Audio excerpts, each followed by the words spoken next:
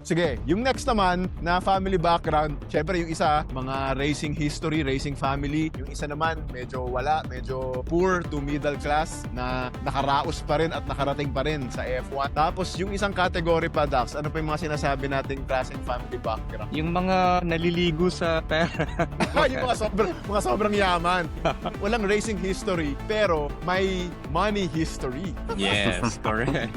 Sige, sino-sino yung mga yan? Unahin na natin yung pinaka-tanyag na galing sa yaman. Lance Stroll ng Aston Martin, di Si ba? Papa Lance. Papa Lance, biruin mo ba naman, bilyonaryo yung tatay mo? I think si Stroll ba, successful naman siya nung before F1. Yes. Oo. To be fair naman. Fairness to him naman, may ganun siya. Siyempre, lahat naman sa kanya, na-provide na lahat na ng kailangan niya sa pagkakarera, lahat ng training. Yung oras niya, tutok na lang doon. Pero nito lang pagdating niya sa F1, ibang liga na, hindi na pwede yung pera-pera na lang ba. So, even though you're winning sa Formula 3, nagdo-dominate ka, pero pagdating sa F1, talagang ibang klaseng labanan na yung nangyayari dyan. Siguro pwede na natin sabihin na hanggat yung tatay niya ang may-ari ng Aston, he will not lose a seat. Yes. What if biglang one day, no? Sinisante ka ng tatay mo. Oo, di ba? Pero sa nangyayari ngayon sa Aston Martin, di ba, yung mukha talaga ni Lawrence, talagang hindi maipinta eh. Oo nga eh. Sayang yung mga bilyon-bilyon na ginastos niya. Sa Yan. bottom sila ngayon, di ba? Talo sila ng Cadillac sa standing.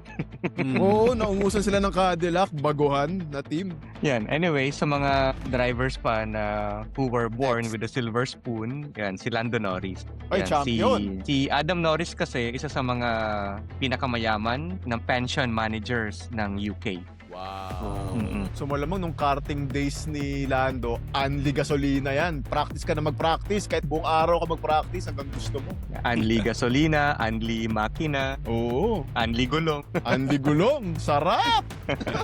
Nung dinidiscuss pala natin yung mga medyo taghirap na mga family ng mga driver. So ibig sabihin nun, yung mga gulong-gulong nila, kada gulong kailangan mong bumili ng bagong gulong pag naubod, pagas ng pagas. Limited din yung practice mo siguro kasi pag kunyari medyo gipit, Mhm. hindi ka makapractice masyado. Titipirin mo yung tires mo hanggang ilang sessions. Oo. Hindi tulad nila Lando, yun nga, unli tires, unli Mhm. gas, unli Correct. palit ng makina. Siguro doon din natuto si Lewis Hamilton na mag-manage ng kanyang gulong. Kasi bata pa lang, di ba? Oo nga, no? Ay, anak, galingan mo. Wala tayong pambili ng gulong. Sa 15 pa. Antayin mo yung bonus. Antayin mo yung bonus ni Petsa de Peligro ngayon. Galingan mo, lift and coast. Pero ipanalo mo, ah. Pero panalo mo, bilisan mo pa rin, ha? Keep the pace. Keep the pace. O, sino pa? Lando. Sino pa mga mayayaman na pamilya? Si Oscar Piastri, yung tatay niya, may-ari na isang successful na automotive software sa Australia. Wow. Kaya yung mga yan, talagang in terms of racing funding, gasolina, makina, gulong, yan, wala silang problema. Si Hülkenberg, yan, mayaman din yan. May shipping business sa Germany. Mga Ulkenbergs. Oo. Tsaka si Checo We, sa Mexico? sa Mexico. Oo. Talaga? Isang prominent na businessman yung tatay niya na si Antonio Garibay. Hindi naman Baka may- cartel yan, oh. Pero politician din yung tatay niya. Cartel pala. Checo, halika dito. Tinan mo tong grahing to. Lahat ng mga carts na yan, sa'yo na yan. Iimbis na karting kay Checo, cartel pala. Cartel racing. Cartel.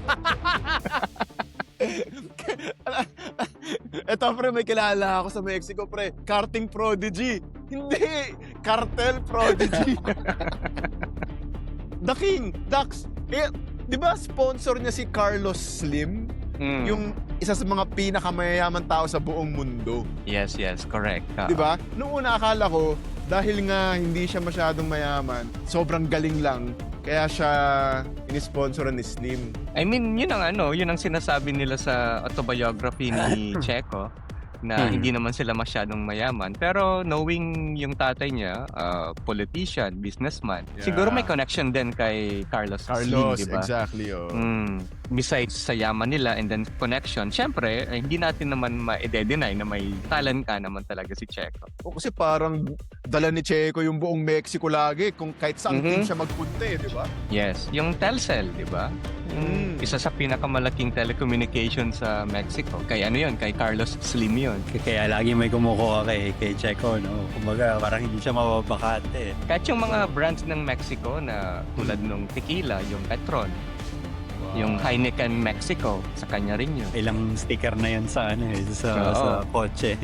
Kaya nga nung umalis si Checo sa Red Bull, biglang naging berry yung kotse ng Red Bull noong 2020. Nawala lahat Five, ng hakot ng sponsor, ano? Kulay blue na lang. Biglang naging plain blue na lang ba? So ang lakas ng power ni Checo rin kasi kahit saan siya magpunta. Kaya hindi lang sa galing niya, yung Mhm. dala niyang sponsorship, yung financial backing niya, sobrang laki ng hatak pala niya. Ang bigat ng Yes. hatak niya. Kaya well sought after din pala na driver. Correct. What a combination. Talent plus sponsorship. Mhm.